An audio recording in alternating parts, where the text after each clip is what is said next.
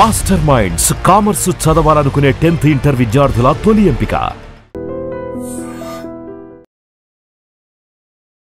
అత్యంత విషాదకరమైనటువంటి ఘటన నిన్న జరిగింది. యాక్చువల్లీ ఒక 10 ఏళ్ల బాలుడు ఆడుకుంటూ తెలియకుండానే ఇప్పుడు మీరు చూస్తున్న ఈ విజువల్ ఏదైతే ఉందో తెలియకుండానే ఇగో ఈయననే ఆ బాబు అండ్ ఇదే ఆ బస్, అది స్కూల్కి సంబంధించిన బస్. అది నిన్న సాయంత్రం పూట జరిగినటువంటి ఇన్సిడెంట్. ఇది జగద్గురుగుట్ట పిఎస్ పరిధిలో ఆల్వెన్ కాలనీలో జరిగినటువంటి ఇన్సిడెంట్. మీరు చూడండి ఈ రోడ్డు ఎంత అధ్వాన్నంగా ఉందో ఒక్కసారి అబ్జర్వ్ చేయండి.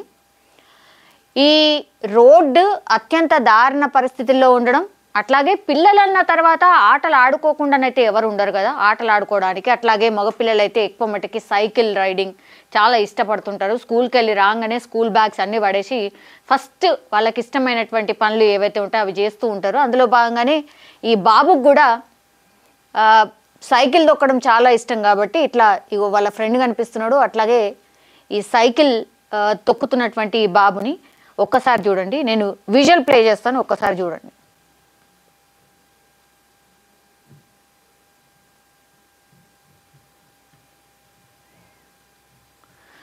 సో ఈ విజువల్ మనం చూసినప్పుడు యాక్చువల్లీ అక్కడ ఆయన పాపం మా గతుకుల రోడ్డు ఉంది కదా దాని నుంచి పైకి కొంచెం అప్ ఎక్కడానికని ట్రై చేస్తున్నాడు.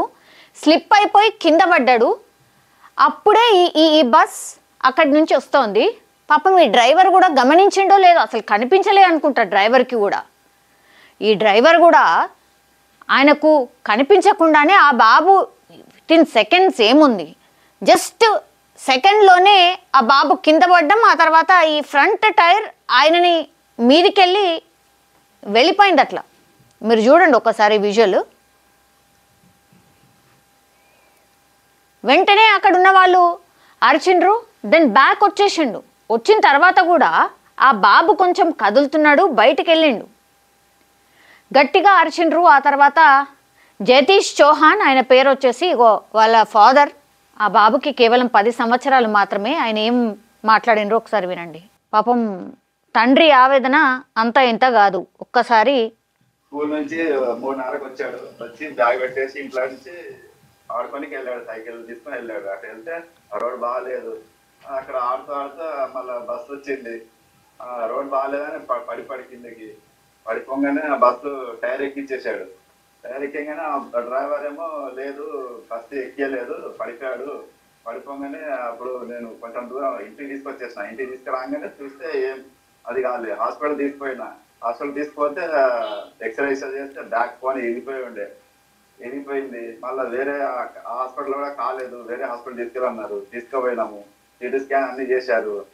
ఆ లోపల మళ్ళీ అక్కడ కూడా వేరే హాస్పిటల్ తీసుకోవండి. పెద్ద హాస్పిటల్ తీసుకోపోతే వెళ్తూనే ఆల్రెడీ బాబు సీరియస్ కండిషన్ లో అయిపోయింది. అది మొత్తం కూల్ అయిపోయి బాడీ అంతా కూల్ అయిపోయింది.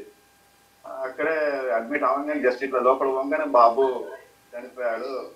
5 సంవత్సరాల బాబు, మా బాబు ఒక కొడుకు, నా బాబు.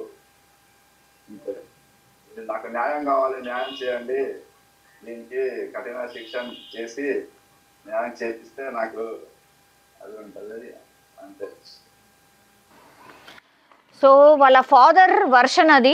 ఏ తండ్రి అయినా ఇంతకంటే ఏం కోరగలుగుతాడు? నిజం చెప్పాలంటే కూడా ఈ బస్ ఇది క్వాంటమ్ లీప్ స్కూల్కి సంబంధించిన బస్. ఇగో ఈ బస్ టైర్ కిందనే ఆ బాబు పడి చనిపోయిండు. ఇప్పుడు పోలీస్ స్టేషన్కి తీసుకువెళ్ళి పూర్తిగా కేసు రిజిస్టర్ చేయడము, ఎంక్వైరీ చేయడం ఇదంతా కూడా నడుస్తుంది. కానీ నిజం చెప్పాలంటే ఆ విజువల్ మనం చూసినా సరే ఎక్కడ కూడా మనకు కనిపించట్లేదు ఆర్ అనిపించట్లేదు ఈ బస్ డ్రైవర్కి సంబంధించిన మిస్టేక్ ఉందని. ఎందుకంటే ఆ విజువల్లో క్లియర్ కట్గా కనిపిస్తోంది. బాబు ఆడుతూ ఆ గతుకుల రోడ్లో మీరు ఒకసారి ఆ విజువల్ చూడండి.